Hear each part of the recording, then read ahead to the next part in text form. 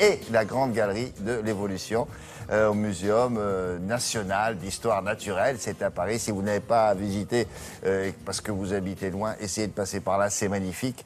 13 millions d'entre nous ont déjà visité ce musée avec ces animaux naturalisés. Et c'est précisément l'angle que nous avons choisi de vous parler des magiciens de ce musée. Autrement dit, les taxidermistes. Mort ou vif? Il y a 250 ans, les scientifiques français ont inventé l'art de figer la vie. Depuis, girafes, lions, hippopotames, éléphants défilent sagement sous la voûte du Muséum national d'histoire naturelle. Pour le taxidermiste Jacques Tinet, chaque animal a une histoire, ou plutôt deux, celle d'avant et celle d'après. Le lion, Maurice, qui vient de la ménagerie et qui a passé toute sa carrière, donc lui, il a eu deux vies. Il a eu une vie donc, à la ménagerie du Jardin des Plantes en tant que spécimen vivant. Et là, il entame une seconde vie en tant que spécimen de la Grande Galerie de l'Évolution. Mort ou vif? Voilà, mort ou vif. On travaille à l'atelier, le téléphone sonne et c'est le zoo de Lisieux qui est au bout du fil. Et il nous dit, ben voilà, notre femelle tapir est décédée. Elle est magnifique, on ne voudrait pas la perdre. On la donne au muséum. Et là, on prend la voiture, on se rend au zoo de Lisieux et on la dépouille, on fait des cotes, on prend des cotes, des croquis pour pouvoir la naturaliser. Une girafe, un éléphant, un hippopotame, un rhinocéros, on le dépouille sur place, on est obligé. Donc il faut être extrêmement réactif. On garde que la peau.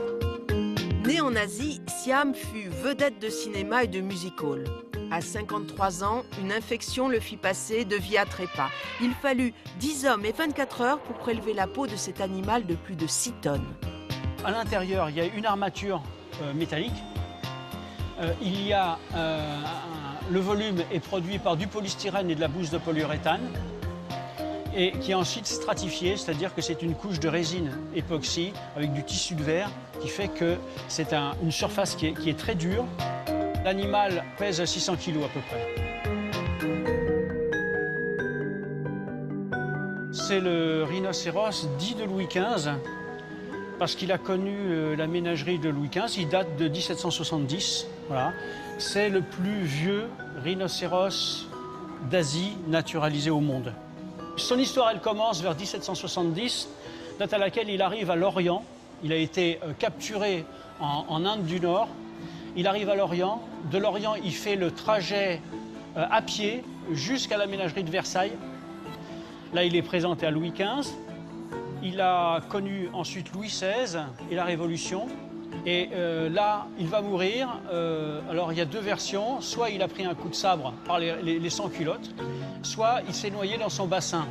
Le taxidermiste de l'époque va utiliser 4 pieds de table, des tonneaux et des baguettes de noisetier. C'est une espèce de monstrueuse cage à oiseaux sur laquelle est posée la peau. On a fabriqué un volume et on a posé la peau dessus. Et ça, c'est la première fois qu'on le faisait aussi. C'est le regard, c'est tous les animaux qui sont trop gros pour rentrer en zoothèque. Donc la zoothèque, c'est la réserve souterraine qui est au niveau de la Grande Galerie. Donc là, c'est tous les animaux qui ne passent pas dans la porte. D'accord. Et ici, on a un ours qui est en cours de séchage, donc il n'est pas complètement terminé. Alors, donc le montage a été fait. Et des épingles, enfin là, ce sont des clous vu la taille de l'ours, qui sont mis pour maintenir la peau pendant le séchage, pour figer l'expression. Et après, donc quand il sera complètement sec, que la peau sera déshydratée, on va retirer les clous et après, on fera tout le maquillage, donc autour des yeux, sur la truffe, les lèvres. Le Muséum d'histoire naturelle a aujourd'hui quasiment 400 ans d'existence et possède la collection d'animaux naturalisés la plus ancienne au monde. Jusqu'au XXe siècle, le travail de ces taxidermistes était crucial pour présenter au public ou aux scientifiques des animaux que l'on ne connaissait pas. Aujourd'hui, ces animaux sont parfois les derniers témoins d'un monde disparu ou en voie de disparition. Bien sûr qu'on le ferait avec le vrai, là. Merci beaucoup, Laurence.